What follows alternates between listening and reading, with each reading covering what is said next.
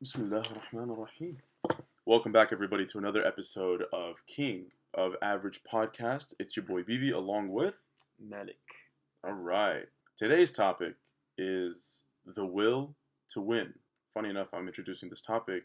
It's almost like I'm going to be interviewing you because you're the one who brought up the idea for the topic. So this is very very appropriate. So the will to win is just obviously from the title you can understand that this is something that is going to be huge in terms of personal development and personal growth. Something you need to constantly have in your utility belt in order to make sure you're winning every single day, make sure you're growing every single day, and just becoming a better person that you can. Any thoughts before we get started? I think the Why will to did you? win. Why did you? My bad. But why did you want to talk about this so much? I know you mentioned like you're a competitive guy all the time and stuff like that. But why was this so huge for you to introduce? Because in order to be competitive at all times, or at least the majority of it, in a healthy way, Hmm. you have to have that will to win, right? Where you can lose from time to time, and it's fine, even though inside it doesn't feel like it's fine. But the reason why I chose is because that's your fire. That's what drives you to excel. So I thought about it as we were talking about all these topics to bring up. And I thought about the will to win and how important that is to have that piece to winning. I think if I remember very specifically, you brought up the idea of this as a topic after you like destroyed me in like four 1v1 games of basketball at the gym. I Uh-huh. that might have been it, but if I remember correctly, I'm not sure. Maybe I'm just somehow associating the two. Yeah, you probably was. Nonetheless, we start off talking about this with a quote that I believe you told me about that relates to this topic, and the quote is, "Where determination is, the way can be found." Yes. Where did you get that from? I got it from The Richest Man in Babylon. Right. That was a great book that I recently just finished. But I remember coming across that line, and it was one of those things when you read a book, you pause for a second and it hits you. And you try looking for like the nearest pen or highlighter just to mark it down because I remember when I got that, I texted you. I was like, this is too good just to pass up. So yeah, I feel like that was one of those quotes that just hit me, and I had to share it. It's deep. It's deep. I feel like it even relates to what we were talking about on a previous episode, where no matter how low things can go, if you have that determination, if you have that goal set, no matter what, yeah, that's actually exactly what we're talking about. Where it's kind of like if you set your mindset towards the idea that hey, there's a resolution somewhere, slowly but surely you'll find yourself moving in that direction. So I can link this to a personal story. That whole having a vision, the end goal. Recently, with with two of my cars within a month, as you're well aware of, Hmm. one gets totaled a month later, or within a month, the other one gets crashed. It's not totaled, but it's still out of commission as we speak. Significant damage. It's been about 2 months. You start hitting up one person, he is not replying back to you. You hit up the other person that hit the other car, he's not replying back to you.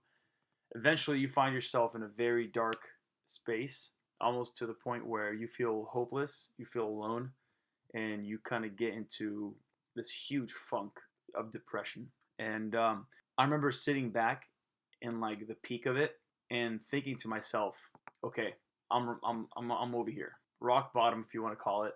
What do I have to do? I'm moaning, I'm complaining about it, putting myself down. But at the end of the day, I still have these two problems. What do I need to do? Like falling back to the whole controllable and uncontrollables. So what I started doing is I started writing down goals. What do I want to accomplish for this day. All right, start blowing up the insurance, calling them, speak with the adjuster, emailing them. Is there anything I can do? How can I push this forward? What can I do to do this? Whatever it is. Can you please speak with the renter?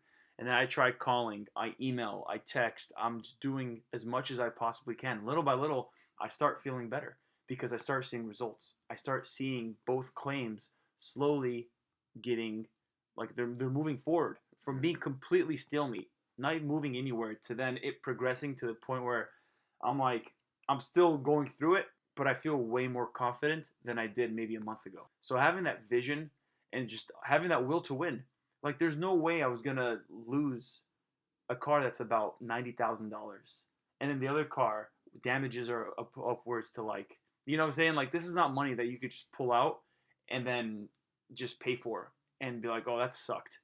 No, this is like, this could ruin a person.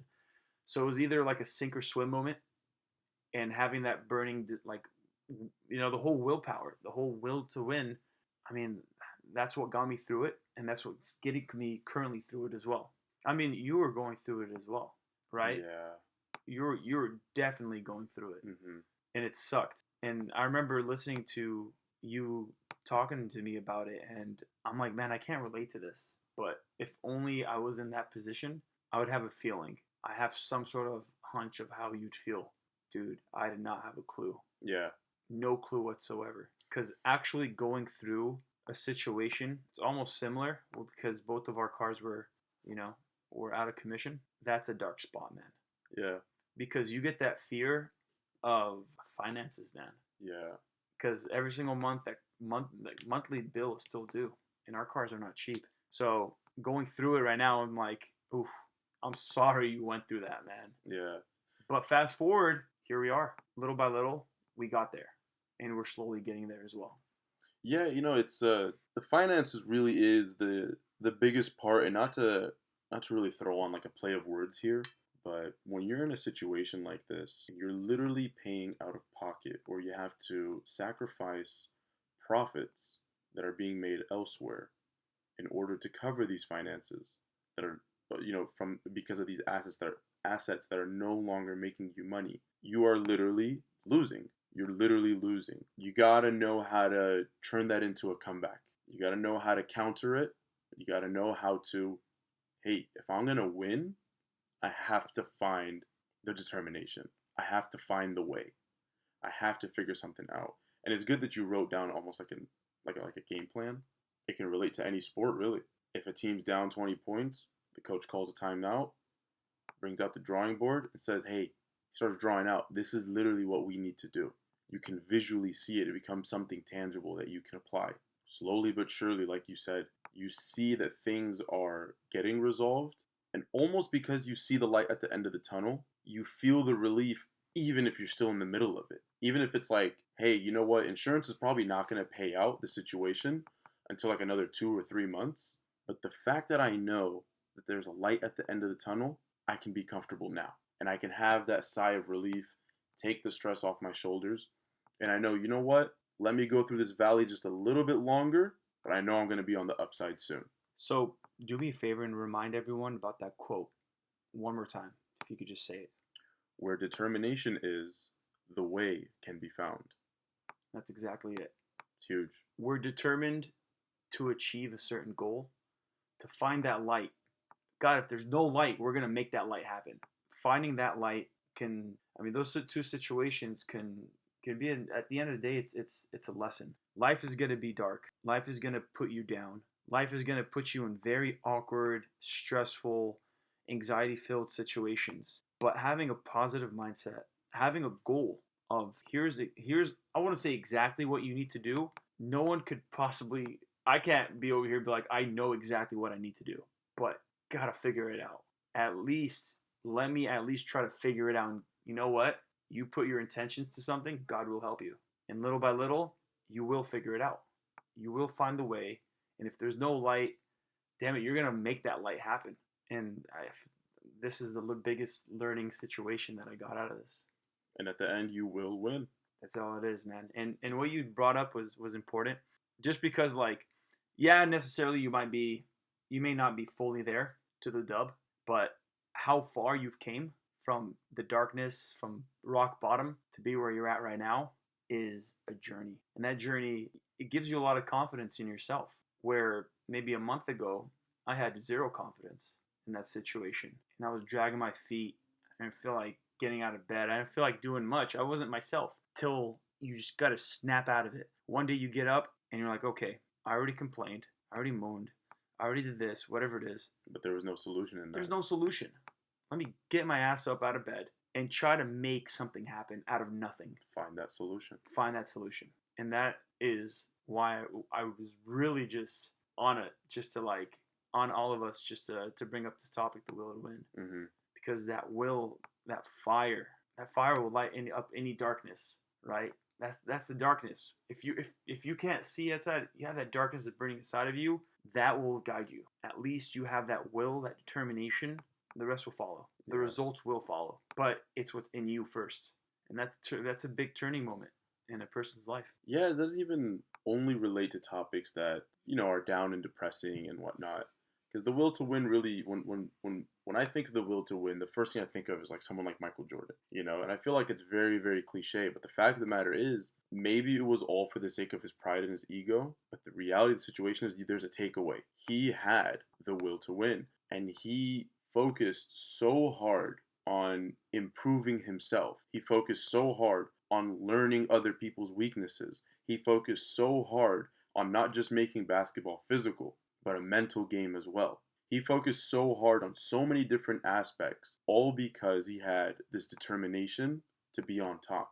Michael Jordan is Michael Jordan. There's no denying it, even if it's something as simple as the game of basketball. So we can link this back, right? So he found weaknesses of other people. Now, when you're going through it, you find weaknesses because you're battling yourself. You find weaknesses in yourself. That is a learning moment. Mm-hmm. Because as arrogant as we want to be, as cocky as we want to be, I got this, I'm that guy, right? We all have basically our shortcoming. And being able to look yourself in the mirror and being accountable, going back to a couple episodes ago, being accountable to be like, hey, look yourself in the mirror and be like, you're screwing up. And where can I improve? Where can I improve? Yeah, it's huge. So you have to start somewhere and just build up. And then when you feel like you're done, just keep pushing until you're actually done, until you're fully satisfied. You're not settling for whatever it is. You're settling for what you originally want. You're not going to settle for less. That's actually a very, very important point. That's a very, very good point. Because I remember weird thing to relate it back to, not weird, but something to relate it back to was high school hurdles. Yeah, that's weird. High school hurdles, I had a coach who was a phenomenal coach. Never ran a hurdle in his life, but he decided that he was going to analyze the technique of hurdling and break it down so hard to the point where, in my eyes, he was honestly the best hurdle coach anybody could ask for. Especially for somebody like me in high school, never been introduced to it, never done it before. He was very, very technical. And here I am, I was doing all right. I was winning races, I was doing good, and I started getting a little arrogant about it, a little cocky about it. And then we'd go back to practice, and then he would point out my weaknesses, right? That sucks, by the way. Yeah, no, absolutely. Absolutely. But it's one of those things where, hey, if you actually want to keep winning, guess what? You can't just focus on your strength. You have to start building your weaknesses. And when you have that determination, hey, I am going to do whatever it takes to get better, to be the best, to be the king of average, right? If I want to do whatever it takes, then maybe I do have to focus on my weaknesses because that's going to help support my strength. So that's actually a very, very good point. Yeah. I like that a lot. This whole thing could be applicable to anything. Absolutely anything. Literally anything, because it's life. Yeah. But yeah, man, I feel like going into this, I wasn't expecting this conversation to be so deep. Mm-hmm. But with life experiences, it leads to, I feel like the more a person experiences life, the more lessons that they're going to learn. And I feel like the more wise they're going to become. Because many times lessons are learned whether you want to or not. Sometimes they're just forced on you. But at the end of the day, it's what you take away. And it's just how you build from it and you get better. So I remember like one time, and this is just such a small example, but I love playing basketball at 24 Hour Fitness. After I'm done with my workout, I always bring my shoes with me and I go and I ball. Now, I'm not the best basketball player. I didn't grow up playing basketball. I grew up playing volleyball and water polo. But I'm super competitive. I'm that person when it's like everyone's walking, I'm still running up and down the court yelling at people like, come on, let's go. Like, let's go ahead. Who got this guy? Go get. And then eventually I win the majority of my games. Not me personally, but just my team. And then sometimes people come up to me on the side and be like, yo, we couldn't have won without you. And I'm not even trying to gas this up at all. By no means. They're like, your freaking hustle made me want to go ahead and just do the extra thing. Extra move, the steal, or whatever it is. And this is, I feel like when you have that energy, losing is not an option. Because you know what? I would rather lose than win knowing that I gave up. I would rather lose knowing that I gave it 110% than that feeling of me winning and I sandbagged it and I wasn't giving 110%. I think it's a worse feeling if at the end, even after winning, you admit to yourself, we won, but I had nothing to do with it. That is definitely a worse feeling than losing, but knowing you did everything you possibly could. You ready to move on to the next point? Let's do it. All right, so the next point I want to bring up that we have here on our notes is another quote, I believe from a different book or from the same book maybe, but the quote is quite literally, I'm not a slave. And we saved this quote as part of this topic because it relates to finding points of determination. You explained this to me in the car one time. Do you remember? I do. Okay, go right So ahead. it was still from the same book, The Richest Man in Babylon. And there was a turning point of a man's life where he actually was a slave and he was escaping through the desert to his own freedom back to the city that he was born and raised from. And mid journey, he got lost and he's in the middle of the desert. Food supplies, water, gone. He's just laying there, dying. Literally the lowest point you could be in your life. And then he is just sitting there, just talking to himself. Then he says to himself, I'm not a slave. Now, the reason why I wanted to bring this up is I feel like we're all a slave to our own thoughts at times, to our own past, to certain situations or outcomes that led us to where we are today. And I'm talking, or at least I'm focusing on the negative stuff, the negative outcome, right? We could be all positive, mindset this, mindset that, but at the end of the day, we do have some down times in our life. We do have some dark times. And at the end of the day, are you going to fall victim again? Are you going to let this negative moment, such a moment in your life that's going to pass, dictate how you're going to be for the rest of your life? Are you going to be enslaved to a moment? You're not a slave. And that's a great way just to snap yourself out of many things. And it was one of those random sayings in the book that once again just hit me because I was going through it. I was engulfed in that darkness once again. I was a slave to my own thoughts, to my own negative thoughts. Till just like the guy snapped out of it, he made it civilization and his life became way better. I snapped out of it and I'm making my situation way better. And I made my situation way better. Right. And I think you explained, like, as part of the story, when he had that moment of realization, he told himself, I'm not a slave. And you say it, like, snapped something in him. It almost gave him, because he, like, found these points of determination. I'm not a slave. I'm actually this, that. He gave himself those points of affirmation, which turned to be points of determination, where just the thought of, or just him saying, I'm not a slave, gave him the boost he needed, even though he was literally dying without sustenance. It gave him the boost he needed to get up and keep going and continue his journey, even though he had no more resources. None whatsoever. It's not going to be very common for any of us to end up in a situation where we're stuck in the middle of the desert and we need to find reason to continue living. But the quote is definitely heavy. It's definitely heavy because it can help you determine, it can not help you determine, it can help you realize the situation that you're in. And for me, on like a personal level, it almost affects my pride. Not in a negative way, or not like the negative pride rather, not the negative ego, but it affects my pride as in like, I am not nobody. I am somebody. I do have potential. I do have skills. I am capable of certain things. Maybe you look at your past. Look what I've done. Look what I've achieved. Normally, we need people to point that out for us in order to continue to give us motivation.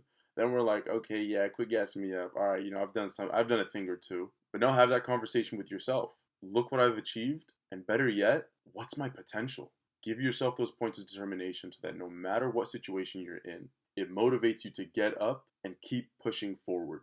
For me in my last job, one thing that really, really started to bother me was, I was grateful for, the opportunity. I was grateful for the money I was making and whatnot. There definitely is no like lack of appreciation on that end. But what really, really started to bother me, and the reason, like what really hits me about this quote, I was expendable, just like anybody else. And even going into the job, because I didn't necessarily work for the company directly, I worked through a hiring agency. So technically, on paper, I work for the hiring agency. What's my task? Whatever the company hired the hiring agency for. And I remember the lady who interviewed me. She was even telling me, she goes, "Oh well, as a I forgot what they're called, but as like because you're from the hiring agency, oh you're legally not allowed to be a part of company parties." And No way, man. yeah, and come to find out, it's like I won't even get end of year bonuses, and all just because I technically didn't work for the company. I had no benefits, and so throughout this entire, it didn't bother me enough to where it's like, oh, if you have a pizza party, I can't get a slice. It's not like I was petty enough to be upset about that, but it was just one of those things I'd where be heated.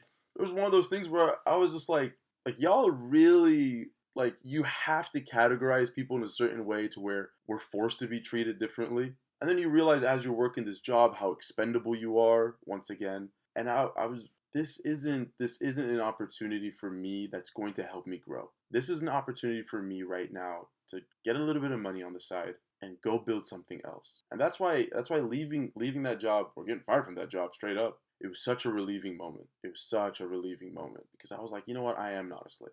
I'm not a slave. I'm not going to say. And the thing is about that job as well, and most like I want to say most business analyst positions, especially if you're working from home, there's no networking opportunity. The only thing you get close to is like a live stream that the CEO, is and like some of the other main heads of the company, they throw a live stream and they'll read comments off the side. Oh, thank you for saying this. Nobody's gonna remember your name, Oh, you can be a part of that. huh? You were invited to that. You believe it or not, yeah, believe it or not. What an honor. But it wasn't a good networking opportunity, and it quite literally for all I saw it to be, it was just a dead end. And once again, the biggest thing that bothered me was how expendable I was. You're a pawn. I was literally a pawn. By the way, after this, we're playing a game of chess. I'm down. I'm so down. All right, cool. But I want to like play it, but then also discuss what we're doing.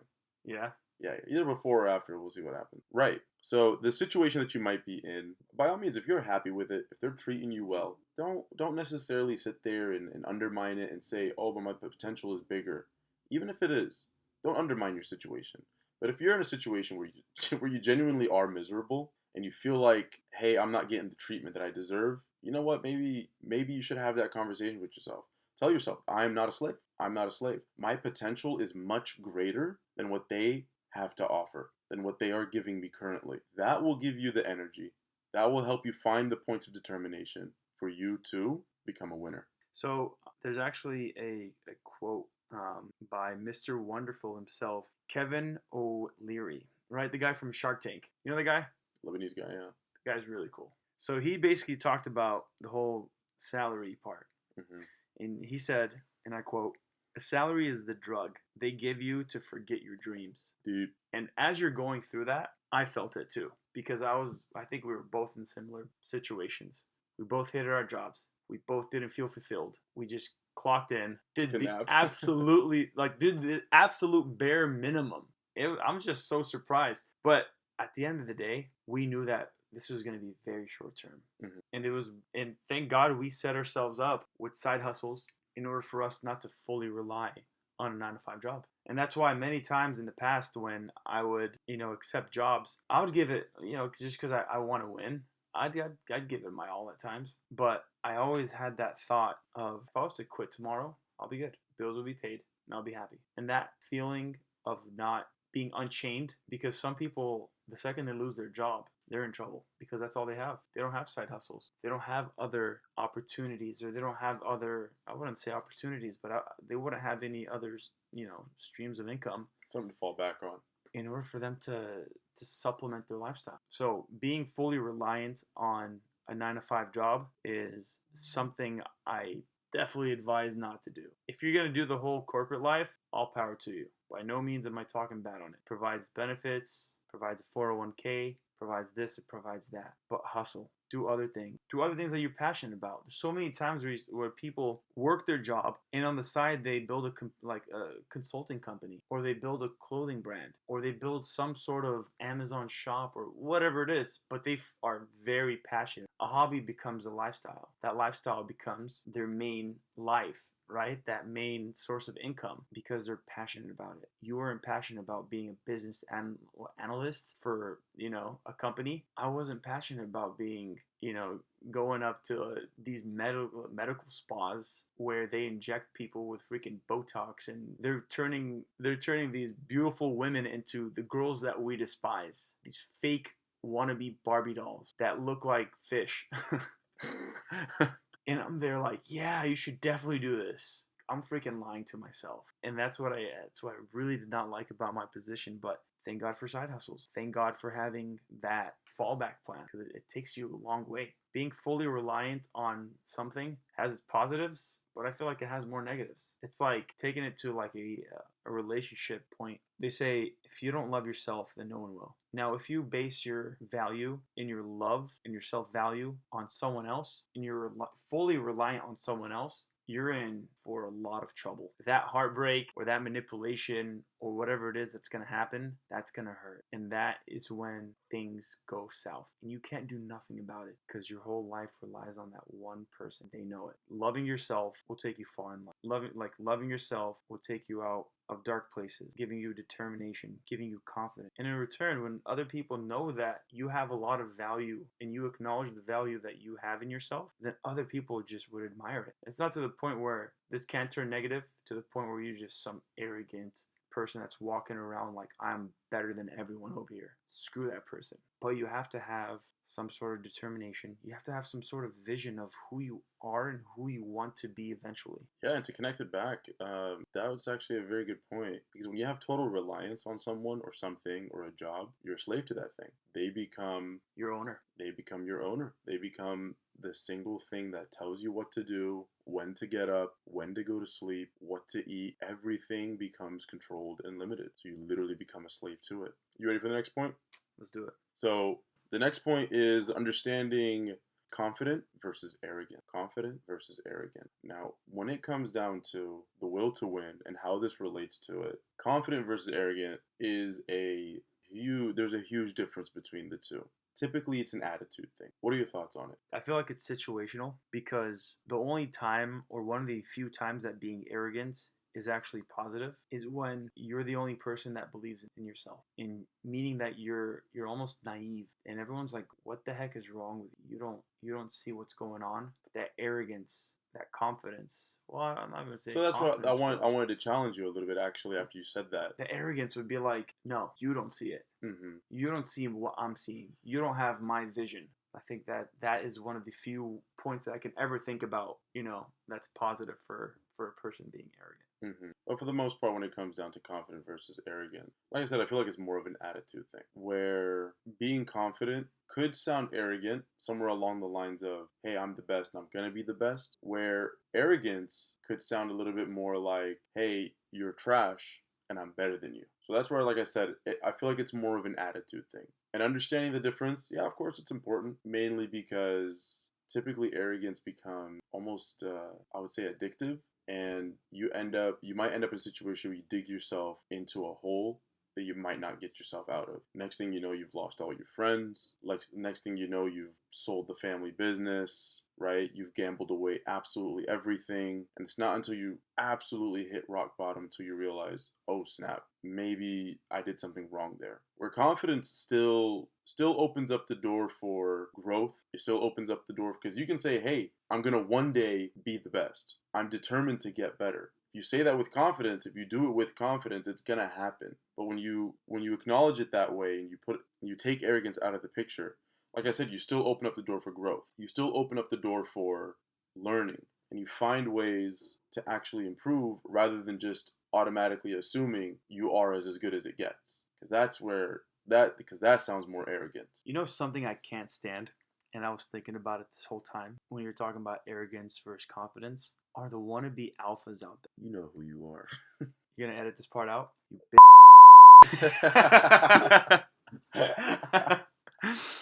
No, No, we'll keep it in. But those people who are like, man, I'm so alpha. I'm him. I'm this. I'm that. You're stupid. Go to sleep. You are obviously, if you need to tell other people that you're alpha, and you need to tell other people who you are, as opposed to someone automatically knowing that you are a person of confidence, person of dominance, person of high value.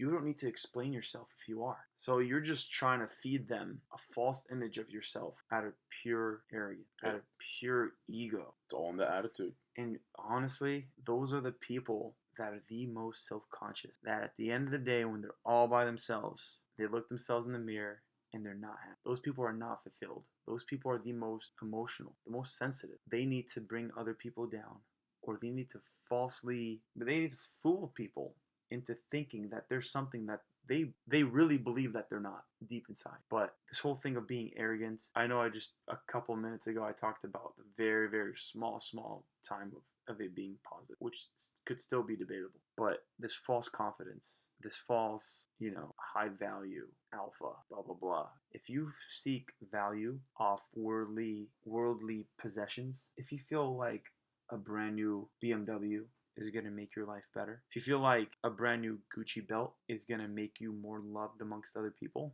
I'm sorry, but that's not it. I'm not.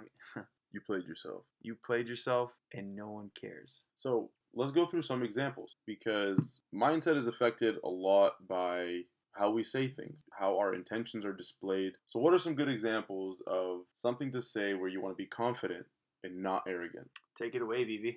Something like the way Donald Trump talks about himself, and he's always just like, I'm the best at something. There's nobody better than me at doing this, right? There is absolutely no confidence. There's nobody who's looking at him on the screen and thinking, yeah, he is the best at whatever it is that he mentioned specifically. But it's just like you said, it's a hint of arrogance that comes out because he's looking for affirmation. He's fishing for compliments. He needs somebody to believe him because he knows deep down inside he doesn't sound educated. He doesn't know what he's doing. He's lost just like everybody else, right? If we go back to something like a basketball game, you could be confident by saying, hey, we will win this. We're good enough as a team where we shouldn't lose. That can boost morale. That can boost confidence. If you were to just go up in there, not even have a team huddle, because somewhere in the back of your mind, every one of the team players is like, we're better than them. This is going to be light work. That's going to come off as arrogance. And how many situations have you seen? Maybe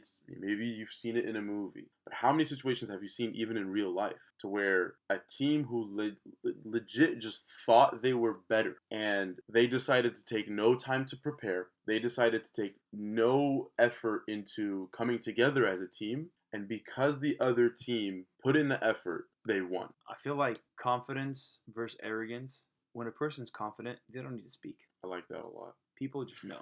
I think you should give me silence after that. They don't need to speak. End of podcast. Malik has left the room. They don't have to speak. There's no reason for them to have to explain themselves. Mm-hmm. They'll show you, as opposed to a person that's arrogant. I'm this, I'm that, I'm the GOAT, I'm the... No, you're not. The more you talk about yourself, the more I can't wait to see you fail, right? Or just prove me wrong. Prove me wrong. It's almost like you got a Rottweiler right next to a Chihuahua. That Chihuahua is probably going to make the first move, barking, trying to be a little aggressive. The Rottweiler's just staring down the Chihuahua. It's not barking yet, but it's like, dude, if you take one more step, you're over. You're going to become a chew toy. So the big dog doesn't need to assert his dominance. Where a person that doesn't have that power feels obligated to constantly force that power. They have a point to prove. Exactly. Confidence is not forced. Arrogance is. I like that. I think we can end it on that.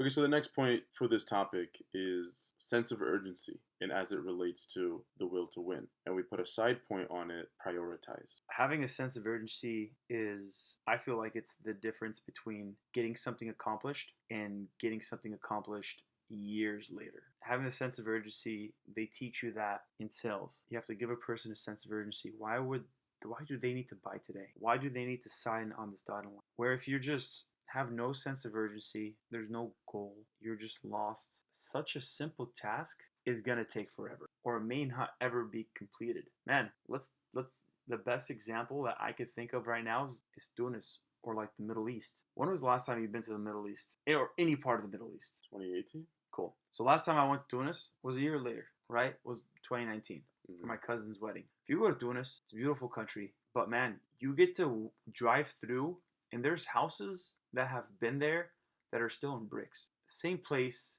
same position, same brick placement. Nothing changed. It's like they were like, inshallah tomorrow. That's all it was. And they never got to it. Where over here, it's you got a pothole or you got anything. Tomorrow it's going to be done. There's deadline. There's deadlines, right? And by no means am I saying that there's no such thing as a deadline in the Middle East / Northern Africa. But man, that sense of urgency is, in my opinion, what kind of pushed America to great lengths, right? Whether it was the Industrial Revolution, whether it was just anything else, I feel like having that sense of urgency in life is you have a goal and you just got to accomplish it. And it aches and it just scratches at you. It nags. And it's always on your mind. You can't let it go until it's completed. And man, I'll tell you, that satisfaction of accomplishing a goal, small or large, is amazing. You feel so fulfilled. A very small thing, it's like, dude, if this very small thing that you could think about is, I know every Wednesday is street cleaning.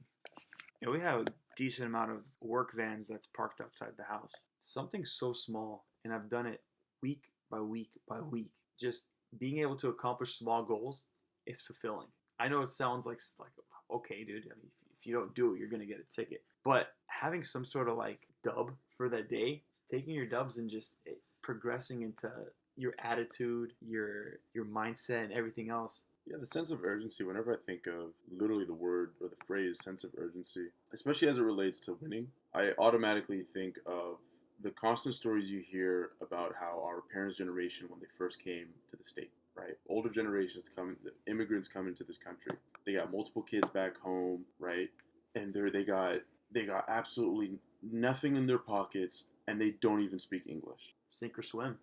But they had to prioritize. I gotta feed a family. I gotta make a living. I gotta put a roof over our head. I have to put food on the table. And so it helped create this sense of urgency within them to go out and become winners. And they definitely are probably one of the most inspiring generation, just because of their determination to achieve, their determination to win. Creating a sense of urgency for yourself might be difficult if you're in a comfortable living situation, if you're not necessarily sitting there with, a child or multiple children and a wife or a husband that you have to take care of. So it might be difficult to find a sense of urgency, but sometimes you can create a sense of urgency by putting yourself in an uncomfortable environment, something you're not used to. Many people try it. They'll move to a different state on their own. They'll move to a different country on their own. And they just put themselves in a situation where, like I said, they're forced to adapt. And that adaptation is a win. Otherwise, they wouldn't survive. So creating a sense of urgency, understanding your priorities, and creating that urgency around them in order that once you prioritize those things first, they will help motivate you to find ways to win. And so for the next and final topic we kind of want to bring up for today's episode of The Will to Win is developing the winning mindset. What's the takeaway from today? What do we need to know moving forward in order that when we wake up every day, we can establish a necessary system or a routine or just some sort of a blueprint mentally in order that we know that at the end of our day, we're winners. We won the day. And that result can take us then into the next day where we can try to win the day again. What kind of a winning mindset are we going to develop here? Without a doubt, a lot of it really just starts with affirmations. You have to have those moments where you tell yourself, you don't necessarily need to find a reason where you're at your lowest point in life where you tell yourself, oh, I'm not a slave, and then you have the power to jump up and do something. It doesn't need to be that crazy, but you can still use affirmations of some kind where you can wake up every day. I remember you were telling me probably a couple of years ago at some point, you were explaining to me that you do this every day. I don't know if you still do, but you basically, when you wake up in the morning, you ask yourself, how can I make the most of today? How can I win today? All that's going to do is going to help launch you into a day with momentum. And then slowly but surely, day by day, week by week, month by month, you're going to find this winning mindset coming naturally. It's going to be coming secondhand. Start with those affirmations. Realize what it is you need to do next and attack those with confidence. Attack everything with confidence. Whatever you need to get done, tell yourself, I'm not just going to get this done. I'm going to get it done the best it could be done. Develop that winning mindset in order that you can effectively win at anything you put your hand to. Boom. Anything you'd like to add on how to develop a winning mindset? Man, how can I possibly top that? This guy's tired today, man. Not even, man. I feel like that was great, man. Okay, cool. I appreciate that. It was a good point to finish off on. Huh? I like that. Awesome. But now you got to wrap it up. Absolutely.